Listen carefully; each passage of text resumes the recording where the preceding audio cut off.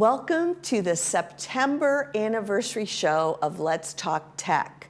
We have been doing this for 2 whole years and it has been a great time. This month we're going to feature segments that we've aired over the past year that have to do with streaming. And we'll kind of put everything together again for you from start to finish on all things streaming. So thank you again for your viewership, and here's our September anniversary show. Streaming. Streaming is what I want to really talk about. This is a way to watch content by opening the internet and choosing an application to watch the content contained within the app. Examples of this are Hulu, YouTube, Netflix, Prime Video, and dozens of others. For the most part, all of this content is not free. You must pay a monthly subscription fee to access it. Enhanced versions of the apps often include local channels, such as ABC Channel 7 is just one example. Also, many local stations offer app-based watching. You can add the app to your device and click it to watch their content. Typically, that's popular for like up-to-the-moment news. Internet speed is the measure of how much time it takes a certain amount of data to transfer from a server to your device and vice versa. In the world of computers, a server is a piece of computer hardware or software that provides functionality for other programs or devices. Servers can be physical or in the cloud. Speeds are usually discussed as downloads and uploads, which is what I'm going to be discussing during this episode. I personally have several devices that offer me the ability to stream. And I mention that because each type of smart TVs offer different apps and capabilities that are built in with the ability to also add additional things.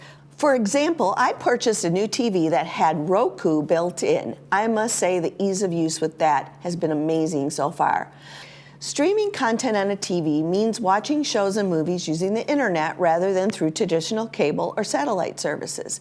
It's like having access to visit a library of entertainment where you can choose what you want to watch and watch it on your TV at any time. Unlike a DVR, which is set to digitally record, all of the content on streaming is all available on demand.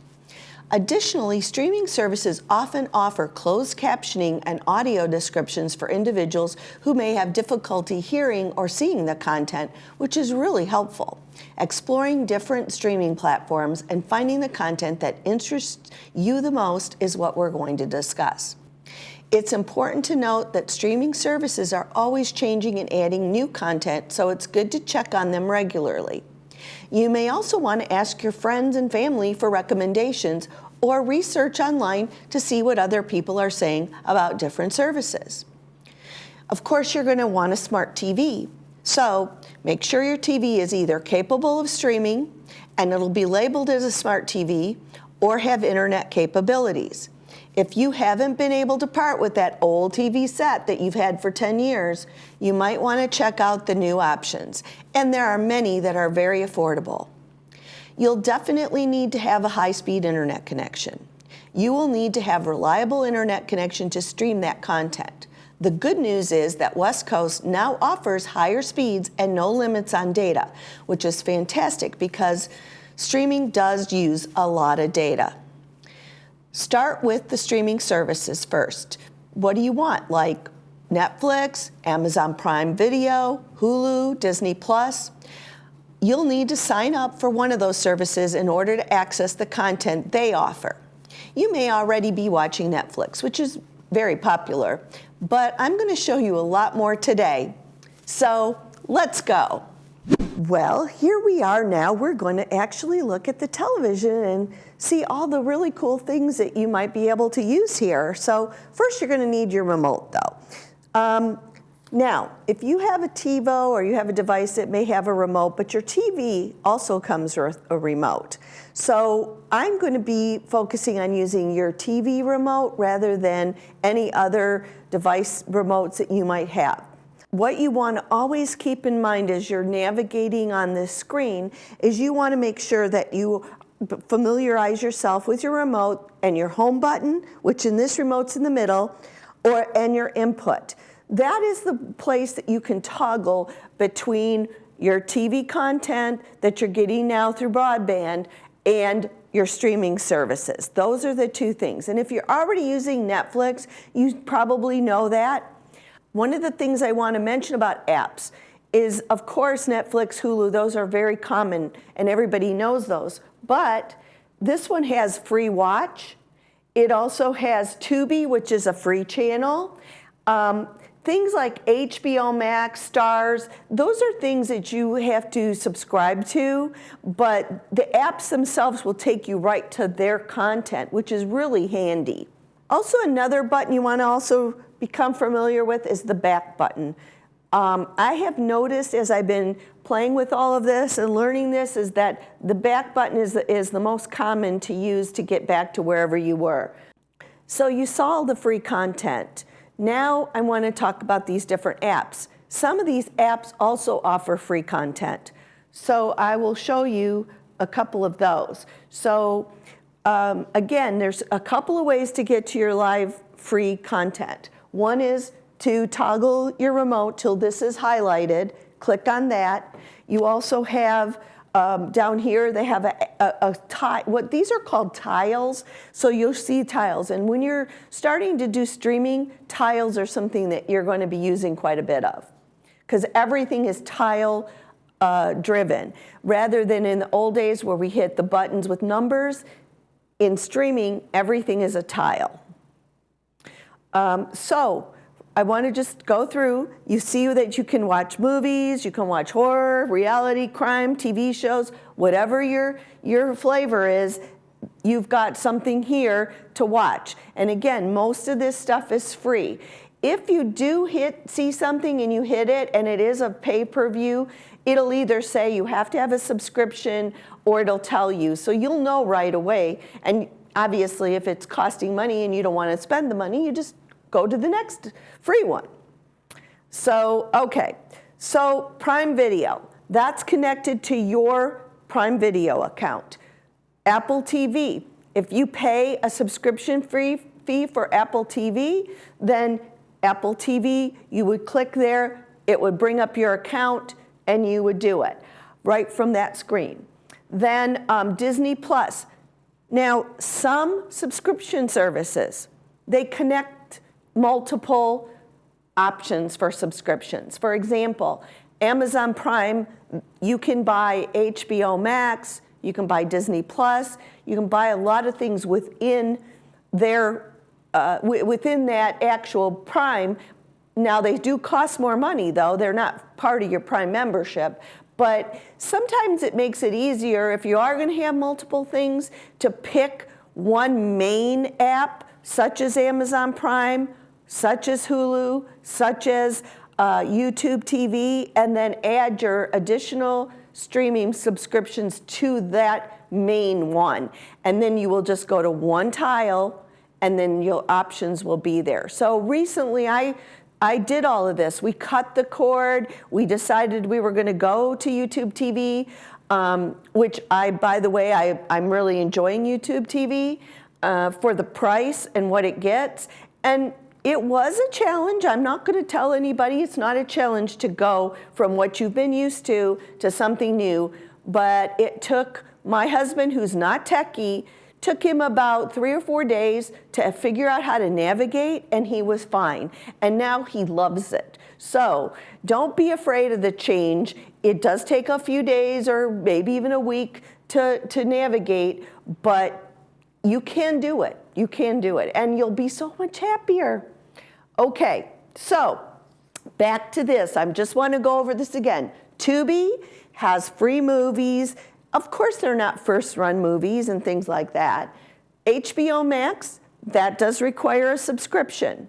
Right now, it's $15, about $16 a month. It just went up again. If you are paying, though, on your cable, if you're paying extra for some of these premium channels, what you might want to consider is looking at what it costs to actually do it via the app rather than within your cable package. Do whichever is less expensive for you. That makes sense, right? Another one that's not up here is Showtime. Showtime has a 30-day free trial for that app, so that's perfect.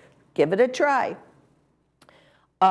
You've got your Vizio. We already looked at that. You've got Fubo TV. Fubo, I think, has some free things and some. Crackle, free TV and movies.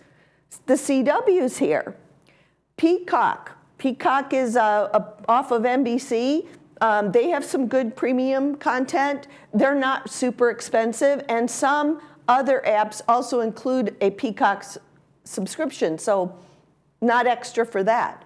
Vudu, Pluto TV, again, it's endless. So I just want you to understand that this is all available to you, and a good percentage of it is actually free. So you can watch till your heart's content. And if you like old movies, if you like replays of old TV shows like Friends and Golden Girls and mystery shows, all of that's available for you on most of these TVs built in out of the box. So in my experiment to do this, I decided to go and see what was available. I also found that you could add apps from news channels all over the country. So if you've moved here from somewhere else and you want to watch news from Cincinnati, Ohio, you can upload the app for the Cincinnati, Ohio news, whatever channel you like, ABC or whatever, and you can watch that. Now, if it's live, it'll play live. If not, it'll give you a menu and you can watch whatever the last live broadcast was. But how cool is that you can keep connected to your home state and watch news right from there? The other things that you can add an app for CNN. You can add an app for C-SPAN. So if you are an avid news watcher, you can set all these apps up to have all your different news channels and simply use your remote to toggle through each. One of the final things I want to say about this right now is that one of the things you have to get used to is you have to get used to using the remote and understanding what all the buttons are on the remote. That's going to be your first way that will really help you to understand what these buttons do. And don't be afraid, just click around. Click around, because if you remember when I started this, what's the way back? Home or input? That will always take you back out of the app and back into this home screen, which is your safety zone, okay?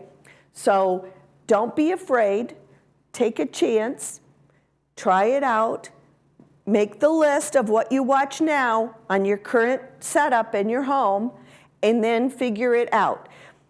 One of the things that we've been talking about in the PC Club education is perhaps having classes on this whole thing in more in depth. So stay tuned for that. We're still in the process of developing it. But I didn't want to give you too much today. I just wanted to have you not be afraid to look at what you have on your TV right now and start seeing all the cool stuff. So let's get to business. We know that there are a lot of questions going on about broadband and television, and I think we also know that a lot of these things are for help. But I think with a little information, people could probably handle these things by themselves, don't you? Oh, I absolutely agree with you. There are so many things that are just pretty basic, but the first thing that happens with technology, if it doesn't work, you panic. Right. It's the momentary panic. So what we're going to do today is we're going to go through some of those really, really easy to fix things that is really 90% or more of what happens, like a battery. Right. So. Right. All right. So let's get to the questions. Okay, you gave me a bunch of questions, and I'm going to ask the questions, and you're going to answer them, right? Yes. Okay, here we go. Is an appointment necessary to be able to receive basic cable channels when you move in or get our service? That's a great question. No, most manors in Laguna Woods Village are basic cable ready. As long as you have a working cable outlet, you can connect your coax cable directly to any digital TV, run a channel scan, and receive more than 100 channels included in your HOA dues. No activation or cable box is required as long as the cable was not disconnected. In fact, I only use the cable from the wall and stream everything else. More about that soon. The cost of that is part of my monthly HOA fee, and I pay for streaming separately. But there are occasions where cable isn't live because the previous occupant had it disconnected. Really, you should just be able to screw the coaxial cable into the TV connection, run a channel scan, and get TV. If you do see multiple coax cables in your home, they might not all be active. So start with the one in the main living area first and try it. I know in my first place here, there were 3, and I had to try them all to find out which one was working. On the screen, you can see the link to our website to learn about all of what we offer here in our community. Okay, next question.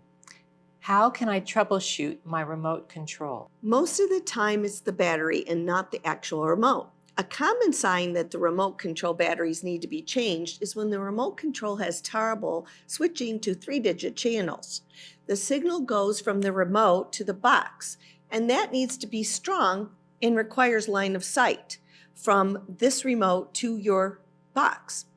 So here's what you can do.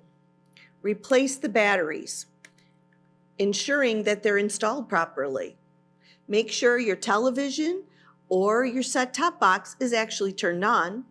Change channels by pressing the buttons on your television itself, not the remote.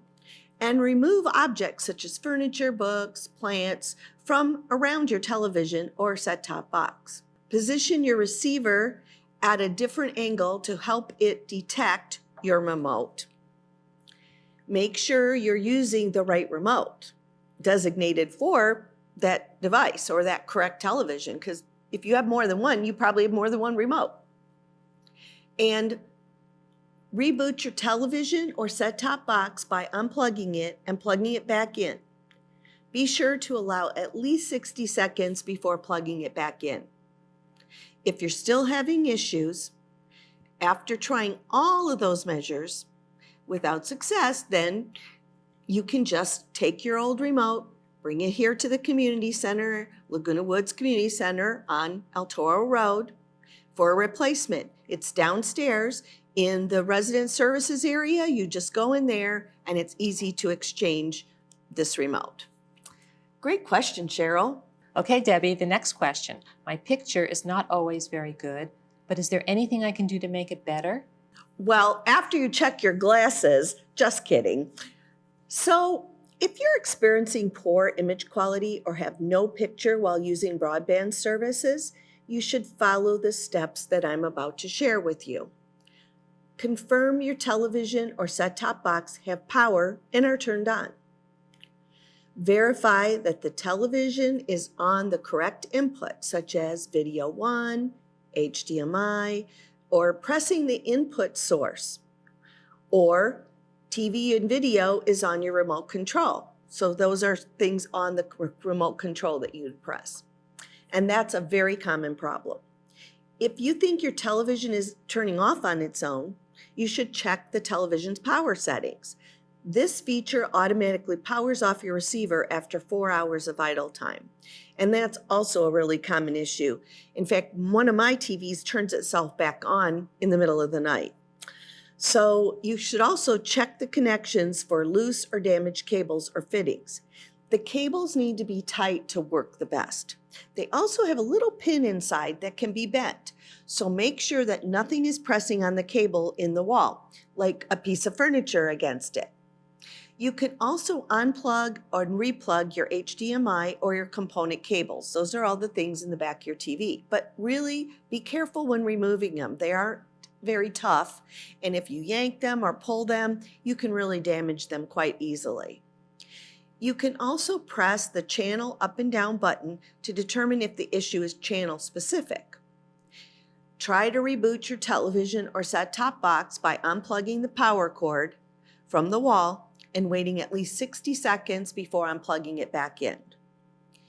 You can also call and confirm that there are no outages in the area by calling broadband services at the support line at 949-837-2670. That number should be on the screen. If you have done all that and still have an issue, it's likely the TV itself. Newer models of TVs just don't last as long as they used to. Another good question, Cheryl. Thank you so much. All right, here we go. My neighbor is moving. How should they return their equipment to broadband? All equipment issued by Broadband Services remains the property of the Golden Rain Foundation of Laguna Woods. For those moving out of the community or planning on downgrading or changing their services, they should visit the broadband office inside Resident Services at the community center that I just gave you the address to. That's where you come and you can return your equipment, or you can also call 949-837-2670, and one of our technicians will actually come and pick up the equipment. But residents are responsible for returning set-top boxes, DTAs, and any auxiliary equipment provided by Broadband Services. Failing to return any of those rented or leased equipment to us or broadband after canceling or downgrading, you'll be charged. So you want to make sure that you bring back any equipment that doesn't belong to you. This fee will be included in your total account balance if you don't return it. That's a really good question too, Cheryl. Okay, here we go. Sometimes I can't see my clock display on my set-top box. What should I do? If you have a silver Polaris remote, on the left side beneath the TV button, there's a menu button and you press it twice. Listing by time should be highlighted. Using the down arrow on the remote, go down through the menu to the second page until you see Setup on your screen, and then press OK. On the right side, a second entry down, you'll see an option for cable box setup, and that'll be again on your screen. Press OK once it's highlighted. The first option should be the front LED display and current channel. Press the right arrow on the remote and it will change to the current time. And then be sure to press exit. Hopefully that helped too, Cheryl. Next question.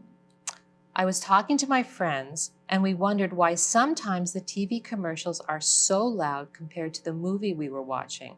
Is there anything we can do? Yes, I've heard about that too, and even experienced it while watching television. And you may notice that increase in volume between programs and commercial ads.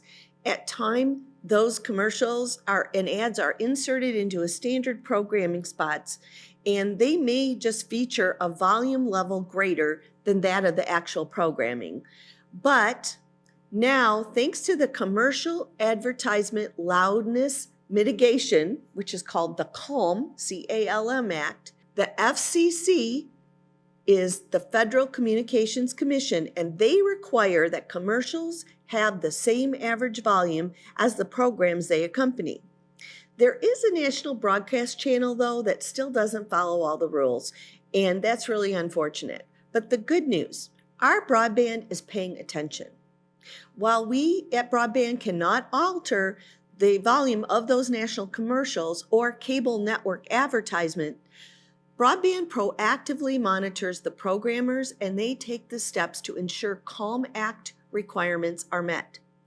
If you experience loud commercials on a regular basis, please call 949-268-2041 to make a report, and be sure to note the commercial, the channel it was on, and the time that it happened. The more info that you can provide, the easier it is for us at Broadband to pursue action. So what can I do to alleviate loud commercials? Many new HD TVs can eliminate volume variances between programs and commercials through the television's audio settings. Some home theater systems also offer audio control options to help control volume differences. The best thing to do is refer to your TV and audio equipment manuals to learn how to update the audio settings. This might require finding your manual, but all TV manufacturers will offer their manuals online too on their websites. You will need to know your model number, though, to look it up. But if your TV has this option, you are always the best first defense to fix something. So keep that in mind. Here we go. I have a new neighbor, and they were asking me about internet here. What should I tell them about signing up? West Coast Internet provides high-speed internet services to the Laguna Woods Village community at a very affordable cost. Outside companies such as Comcast charge much higher monthly fees for similar speeds. Please know, though, that the rates haven't been changed for 8 years, so you should consider that might change in the future. But of course, if that happens, all that information will be shared with the community when and if that occurs. The speeds we have here, though, are really quite good for our needs. In fact, I decided to just upgrade to the highest speed to see what the difference was, and I'm now getting more than double the speed that they promised me. As more and more devices get connected in our homes, it will take up some of the speed, but a Ring doorbell or Wi-Fi enabled light bulb are very small amounts of data use, so you really shouldn't have any big effect. In fact, in a previous episode, we discussed how much data is used for streaming in devices, and you're welcome to go onto YouTube and see it if you want. If you'd like to learn more, the website link is up on the screen for you to look at all the services we offer with regards to internet and to learn more. So up on your screen now, too, are all the numbers that you need to know. For new service, call 949-487-3302. For billing service, call 949-487-3303. For tech support, call 949-487-3307.